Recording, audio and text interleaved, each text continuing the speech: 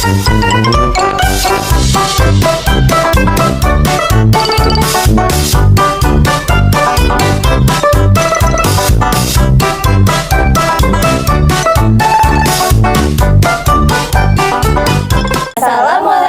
warahmatullahi wabarakatuh. Hello everyone, good day. How are you? So, we are from Group 7 and today we will interview some people in our school about our analytical exposition. The title is The Petty Tax Protest as a Reflection, Democracy. And before we start, let us introduce ourselves. My name is Aisyah Nurul Muhammadanti from number absent 2. My name is Kayla Mesiani, absent number 14. My name is Kansal Mayra from absent number 17. My name is Naura Kamelia Gunawan from number absent 26. And let's get started. Halo teman-teman semua dan juga Mem Eni. Jadi kami di sini dari kelompok 7. Kami di sini akan mewawancarai Bu Ulul sebagai narasumber dari teks kami yang berjudul The Petty Tax Protest as a Reflection of Democracy. Jadi di sini Bu Ulul saya akan menanyakan satu pertanyaan.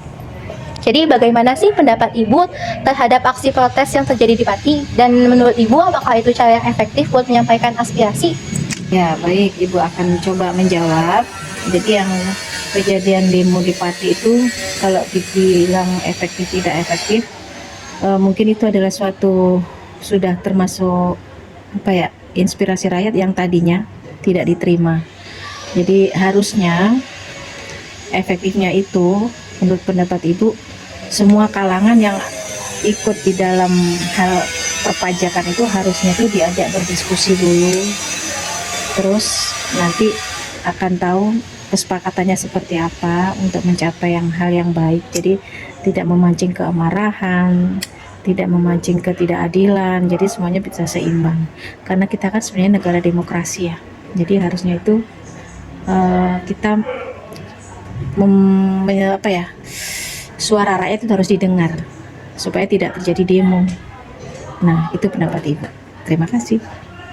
Baik, selanjutnya ada pertanyaan kedua. Apakah isu-isu seperti kenaikan pajak atau biaya hidup ini menjadi bahan pembicaraan di rumah atau di antara teman-teman Ibu? Menurut Ibu, bagaimana sih isu seperti ini bisa mempengaruhi masa depan bangsa? Kalau bicara tentang isu-isu itu, pertama Ibu dengar di rumah ada ya kan, kita kan selalu mengikuti perkembangan melalui lihat di TV, di medsos tuh. Kemudian kalau di lingkungan kerja ya dengar dari sesama teman bercerita. Di luar sana pun misalnya Ibu belanja, Ibu itu semua orang itu sudah pada membicarakan itu. Di jalan aja saya dengar kemarin sempat waktu perjalanan pulang dari pasar ada yang membicarakan seperti itu. Jadi memang semuanya isu-isu itu sudah cepat menyebar dengan adanya, apalagi sekarang teknologi semakin canggih ya. Jadi ada viral apapun dikit langsung menyebar. Terima kasih.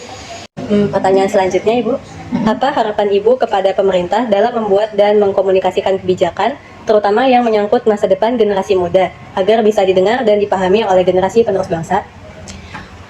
Ini harapan saya ya, pemerintah itu tadi mengajak diskusi dengan semua kalangan yang terlibat di dalam hal pajak atau kenaikan apapun, karena kita negara demokrasi. Dan ini ya kemarin seperti demo kemarin tuh ada mahasiswa yang datang, itu harusnya itu diterima dulu, jangan ditutupin pagernya DPR MPR, itu harusnya itu diterima dengan baik, ngobrol enak, terus nanti kita cari jalan tengahnya. Itu kemauan saya seperti itu, mudah-mudahan ini dengar. Ya, terima kasih. Oke Bu, kita masuk ke pertanyaan terakhir nih. Menurut Ibu, langkah apa yang seharusnya dilakukan oleh pemerintah sebelum menerapkan sebuah kebijakan baru yang berdampak besar pada masyarakat untuk memastikan bahwa kebijakan tersebut adil dan dapat diterima? Nah, sama Kak jawaban yang ketiga tadi ya. Jadi pendapat saya itu tadi, sebelum sesuatu itu diputuskan secara resmi, jadi kita harus mempertimbangkan dulu bagaimana kita tengok rakyat kita kan nggak semuanya kaya, ada yang sedang, menengah, ada yang kekurangan. Nah itu harus benar-benar digodok, jangan melihat yang kaya saja atau yang mampu saja. Jadi itu tadi kembali ke demokrasi. Jadi kita harus menegakkan hukum dan keadilan sesuai dengan kembali ke Pancasila, sila Pancasila itu. Seperti itu. Terima kasih. Terima kasih Ibu. Iya. Baik, sekarang kita masuk ke narasumber kedua, yaitu Ibu Sainingsih. Jadi Ibu, untuk pertanyaan pertama dari kami, bagaimana Ibu memandang aksi protes seperti yang terjadi di Pati kemarin? Dan apakah menurut Ibu itu adalah cara yang efektif untuk menyampaikan aspirasi? Menurut Ibu, unjuk rasa yang di Pati kemarin adalah salah satu bentuk menyampaikan aspirasi masyarakat dalam bentuk unjuk rasa atau demonstrasi. Kenapa ada unjuk rasa atau demonstrasi? Karena ketidakadilan yang terjadi di masyarakat yang dibuat oleh Bupati Pati tanpa mensosialisasikan kebijakan tersebut kepada masyarakat. Nah, menurut Ibu, unjuk rasa itu sebenarnya sudah benar, tapi yang anarkis lah yang tidak benar. Seperti itu.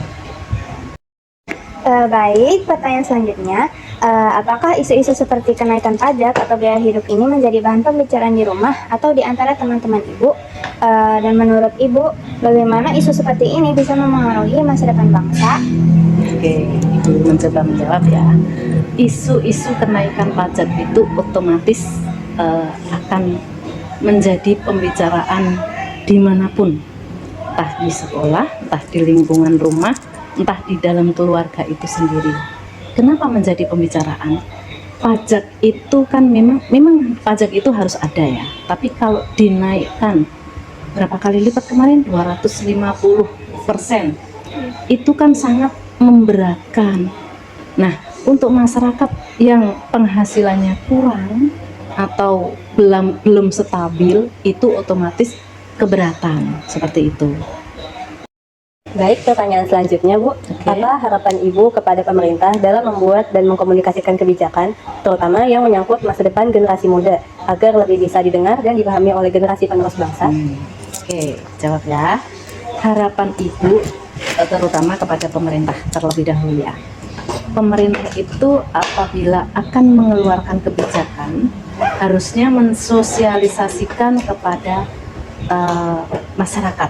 Soalnya kebijakan itu akan berjalan dengan baik adalah akan balance antara pemerintah dengan masyarakat, itu akan ada titik temunya. Nah, harapan untuk generasi muda itu kan calon pemimpin bangsa.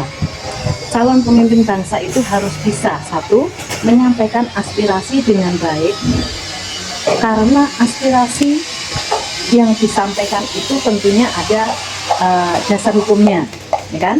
Kalau anarkis tentunya generasi muda yang anarkis adalah generasi muda yang mudah marah namanya.